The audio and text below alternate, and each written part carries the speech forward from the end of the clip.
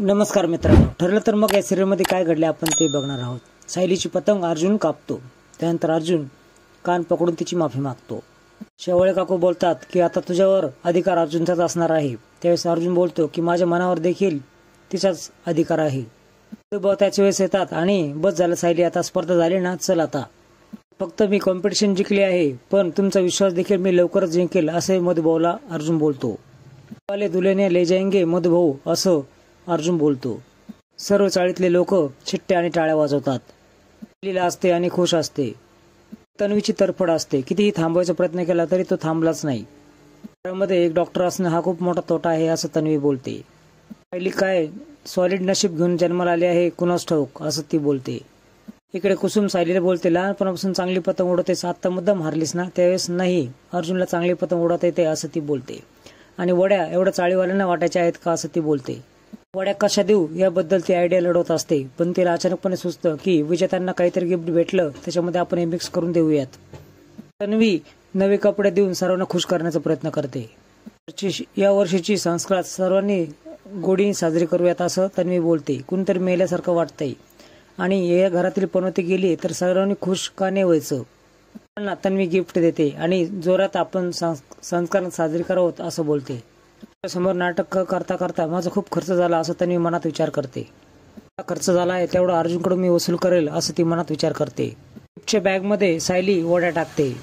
Gift दोघेही स्वीकारतात। त्यानंतर मधुभाऊंच्या अर्जुन पाया पडतो, पण मधुभाऊंचं लक्षात नसतं। आशीर्वाद देणार नाही का असं अर्जुन विचारतो। त्यानंतर साऱ्या चाळींचा आशीर्वाद तुम्ही मिळवलाच आहेत ना, माझ्या आशीर्वादाची काय गरज असं मधुभाऊ बोलतात।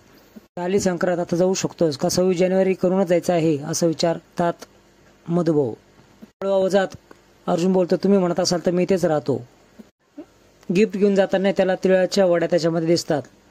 सायली खूप खुश होते की आता वड्या अर्जुनपर्यंत पोहोचल्या, आता घरच्यांपर्यंत देखील पोहोचतील। सायलीला असते आणि अर्जुन खुश असतो।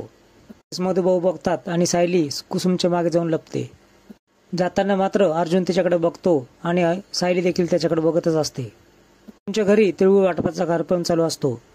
अश्विन आणि अस्मिता थोडेसे किरकोळ भांडत असतात, शांतीत असतात, हसत असतात।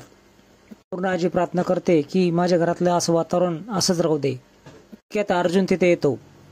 विमल तिळगुळ देते, सर्वांना मकर संक्रांतीच्या शुभेच्छा देतो। देवाला नमस्कार करतो आणि असलेल्या बाउलमध्ये तिथल्या वड्या ठेवतो। सर्वजणांना तिळगुळ वाटतो। मित्रांनो, पुढील भागामध्ये तुम्ही बघणार आहात की अर्जुन छान तयार होऊन जनता चाळीमध्ये येतो। एक भाजीवाला दिसतो।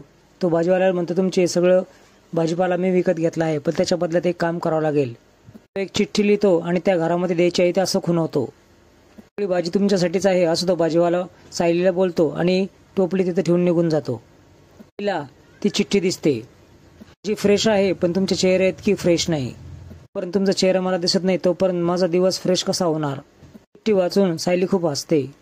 माझा चेहरा बघणं एवढं सोपी गोष्ट नाही, आता मलाच बघू द्यात की तुम्ही माझा चेहरा बघण्यासाठी काय काय करू शकताय ते।